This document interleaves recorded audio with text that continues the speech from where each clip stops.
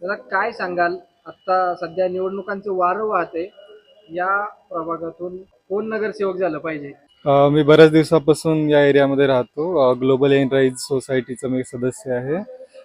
इथे बरेच इश्यू होते आधी, लाईट वगैरे, ड्रेनेजचा इश्यू होता. तर आप्पांच्या सौजन्याने बऱ्याच गोष्टी इथे सॉल्व्ह झालेल्या आहेत. त्यांच्या मदतीने MNGL गॅस पाईपलाईन पण खूप लवकर आली आहे.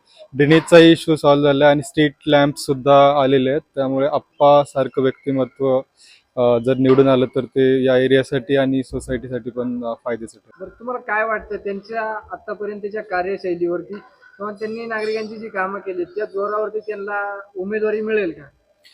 हो, सामान्य माणसाला सहज अवेलेबल असणारा माणूस म्हणजे आप्पा आहे. त्याच्यामुळे नक्कीच आप्पांना मिळेल असं वाटतं. त्यांना जर का उमेदवारी मिळालीच तर काय वाटतं तुम्हाला त्यांचा विजय होईल का? 100% कारण तसं व्यक्तिमत्व ते आहे आणि लोकांना मदत करणारा माणूस नक्कीच निवडून येईल.